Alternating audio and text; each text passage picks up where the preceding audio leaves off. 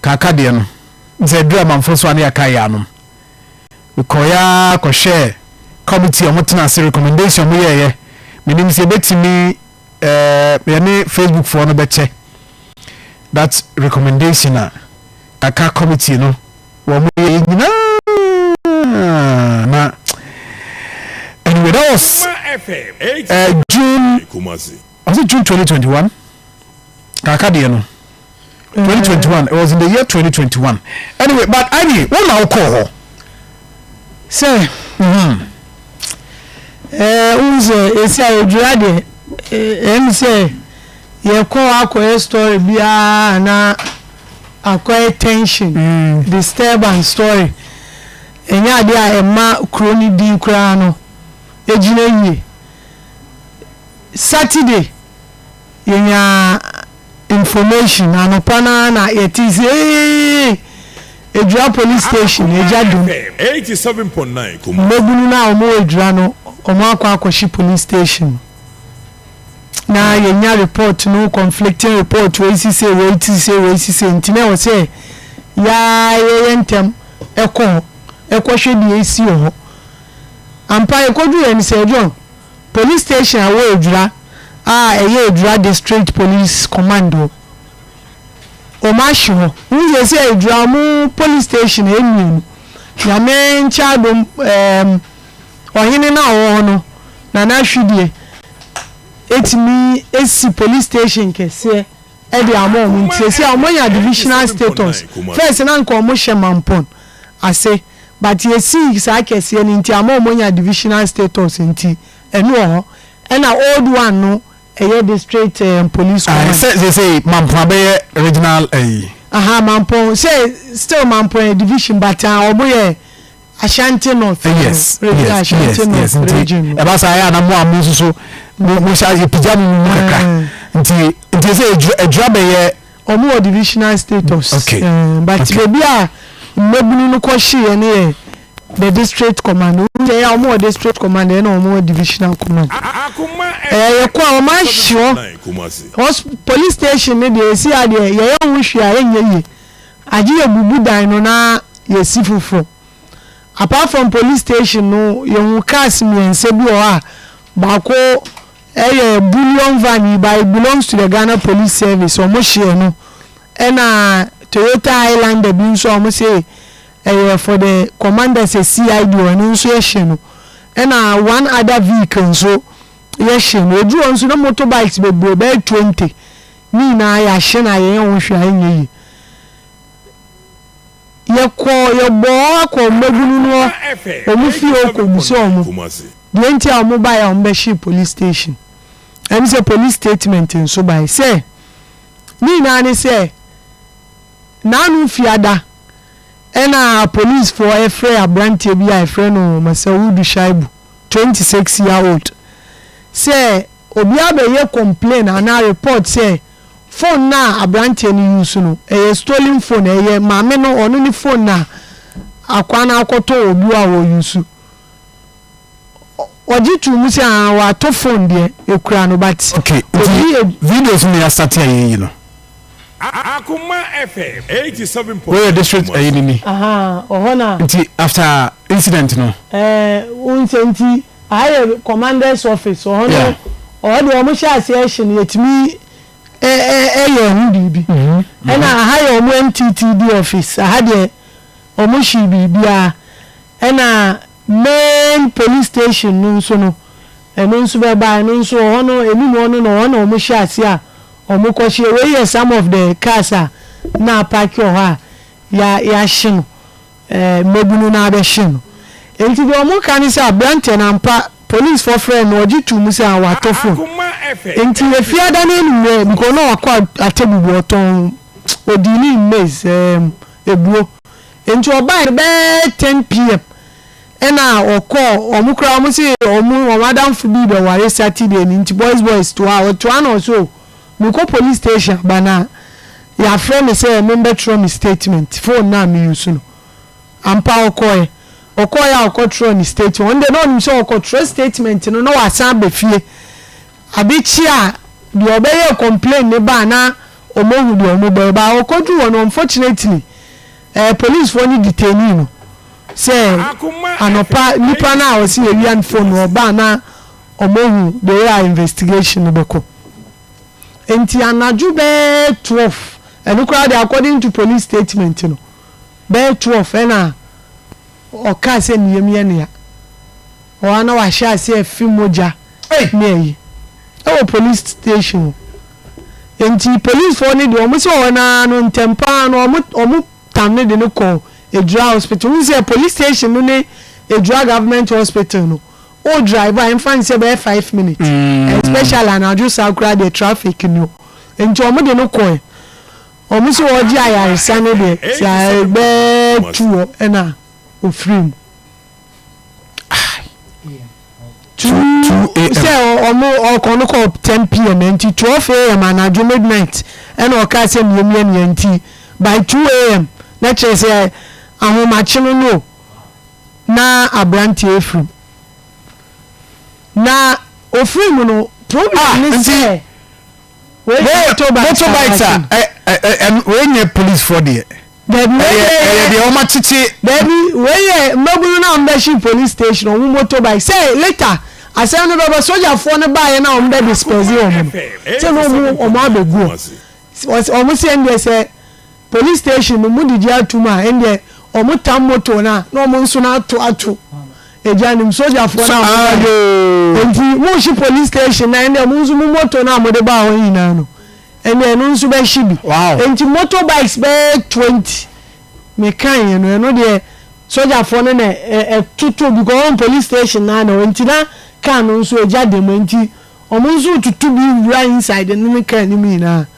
na ehye enti say 2 pm abranti efrim Ejura government hospital 87.9 Kumasi ni na family ni assemblyman ni obi eni enti a police for ni ntempa no no mpese omode ko omuko autopsy ansana ade achi ama we biso omo na akwa abranti na efrim omotime nya how nsem bi aka because also omo say ede ene ku no na can you just pick ena question mark autopsy and autopsy no nso ne outside Ejura omukoye no mampo enti omudi body no koy enju se anopa no na family member dia no dia yawe anopa no mbabunu ni bi eba police station won say omu be find out the whereabouts of madam because anaju no omu ne no won no so ko police station aba omu no enti omu ba enu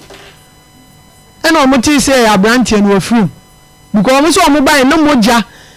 na sell all this at time no obi enu but na ya moja guo as we say obi afi moja abrantie no nso nim no omu ti say afrim omu ko hwe Ejura government hospital body mi enti ona ema ebi mu nso ebeka omu ho a chese omu hu omu nipa omu nso ati say afrim ye hu body no nso Ejura hospital Akoma FM me so omu di petrol na ba yo sedie omu pay to police station and sana later gidigidi ni shase no yes I return body no ena mranche no ekofa omu body ena omu de ne sa akoto Ejura say omu ama pathologist free confirmation and the MP no na order say pathologist free confirmation no omu ko Ejura na enko autopsy na ehu de eku akwan because mranche ne de omu no omu suspicion ni say a police for no ebu akwan no because the way of film moja ni eyi no omu ni say ye manhandle no ana ye mistreat ni in a way ena ma na bi wo yare ya ye de no call ena omu nzu kra say omu suspicion no omu ko hospital ni ko bisai no na che say ye de abrantie no bedu won no na wo film ye de bedu won no omu de eno no ye omu nzu say omu investigation police for the omu so omu de no call 2 hours and say na wo omu nzu say hospital officials ni no omu ti asese abrantie no kra no obedu won no ye de no bedu won no na che say wo film enti omu suspect say o sha say complaining ye kra na ye bone no baby and fino and you do critical stage na almost cells on the country cells one and no order and Omushi police station, which is unfortunate because you only say regardless of police station power your public property and a car is we crossing bullion van by Ghana police car but my and say bullion I say bulletproof no the ordinary cars na the entry when say almost omo brain and sound emotional ọmọ brẹ ẹni green sẹm na nti ọmọ yẹ sales no na ebi mu wọ ba no pa no emi say police for na because according to CID no coordinating director and by ya no church no ase anopa no no suspect say bibi betimesi enti ntempa no ọmọ release inmate ọmọ ana ọmọ sales no say cells there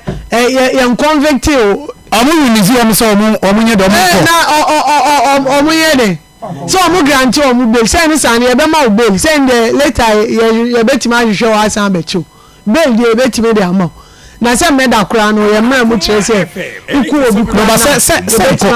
court oh then I say court bail to the court na de ma o cannot make you case that court a police station. It's me myself recognizance bill, you know. Anyway. It's me see. Anyway. You call any the initial report and so I'm not na BSL cinema or my children in Johnny. And more can say, no credit down, or course, or more na sales no beyond them. Nay, Mojana, I say, vomiting my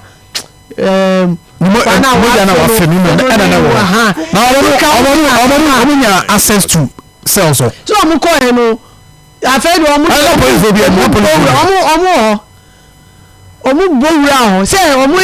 gidi abrante no he omo say nya information say and no dey show moja show na say that they should be na no say omo wura o ma yesi ade ono omo ahye bibia but omo no omo nyi aso ni say police for no ena omo abo omo nipa no ekuno ma who say the police Ghana police service on statement from the buyer no so omo issue statement Emma omo say abrante no invite no for police e ni na true enye say e digidi na ekwa arrest no in fact your man invite and no akọ by any the discretion of the police say obe decide so obe detain one na won detain and the em say yentimi enka enwa asem bebe on fa police statement no ento platform no so okay as at the time a police for issue statement no say or more restore calm ewo Ejura nti I say police restore calm at Ejura following mob attack on Ejura police station na say the account adia nyina no omo akansa but o share the third paragraph now so later about 2:20 a.m. the suspect complained of illness and was promptly taken to Ejura Government Hospital for medical attention. Unfortunately, he passed away this morning while receiving treatment. While arrangements were being made to convey the body to a morgue for preservation and autopsy, some members of the Ejura community attacked police station, set it ablaze, and a section of the mob followed to where the body was and forcibly took away the body. When a police for about tougher say I be the worker no, that is what the police is saying. But police is say obi anywhere we pray. That's according to the police. All the recording casualty say military for the deploy military for the bound. Omo na be disperse a crowd no. Gidi omo onimo omo de omo buy na we de gent omo disperse omo na won say omo so omo ko no omo de omo motorbikes e ko na make say omo nso no say mo chi police station na ndi omo nso motorbikes ni na ebeko ema initially military ni say omo di youth na chi to the community but later they retreated em so mu say omuko wanhwa na asan koye omasan ko tututu ama de yem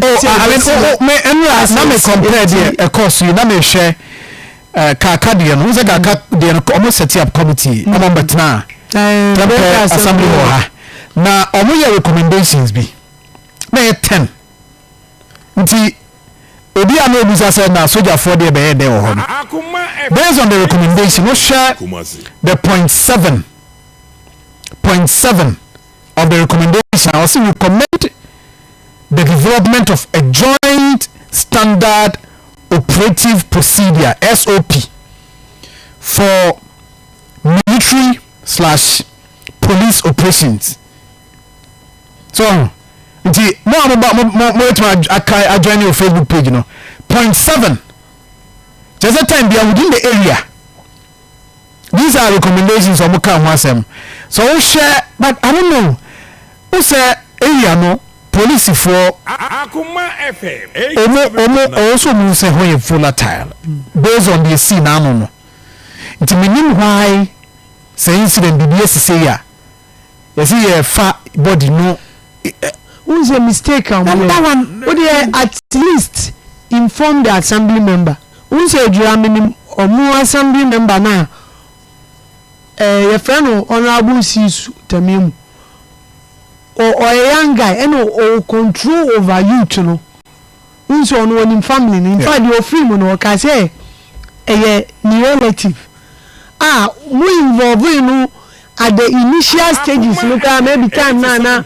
akwane fimo jana and a moka chance oh monipa say wa but or yarinti e dey call hospital no mo bia mo pet team hospital won na omuba ona yenim say owo de on say kremofo ni de ye de ejiri tum say u out time na so but sometimes when it happens like this na say a man for so take certain things for granted who involve family no and community leadership and they see ya na waka chom so okay because of the AC ye pese ye koye autopsy ntem ansana ade a chairman mebunu no kra no ati satam ne yenya enough information I bet me atrom enti anu mebunu no anopa no omu ko no ye assemblyman or the leadership no no say oh akwanu kra we film but this is steps ya take say you bet me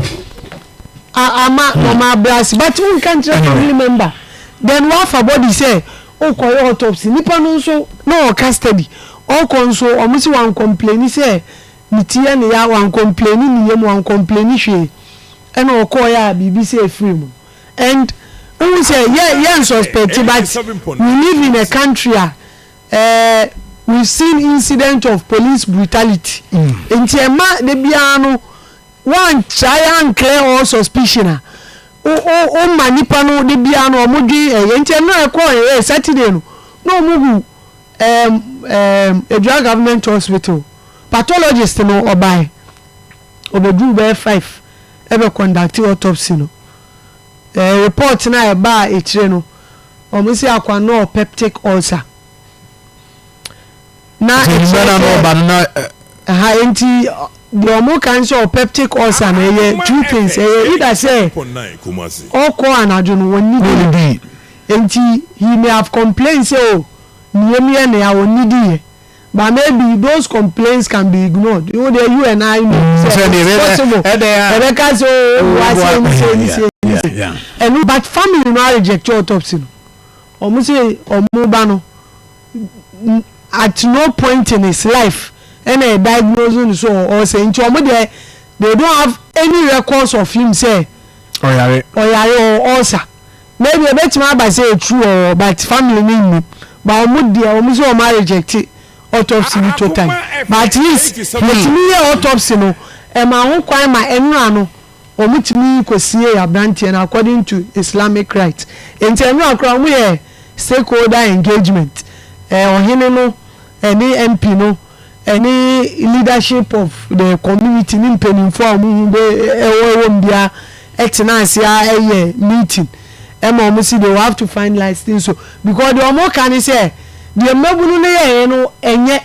but I was say omunya answers to their questions so mom because for now family they almost say almost seeking for justice almost suspect say yebo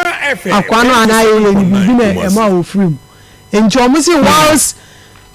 they all condemn they see almost so hwe enim say omo di enim mai kwhye no they will be arrested and prosecuted no ye be say investigation so police na from you say ampa bibi ensi na omobi oba na saa pepepe no kure say oyare no omode no ko eno na oko free ma those investigations will also be done send be ya unanswered questions ni na no ye betimi enya muaye ni na e be ama nebunu no na ebusuafo send be ya asumdue e betimi aba right I be that say I mean the story to bet me the voice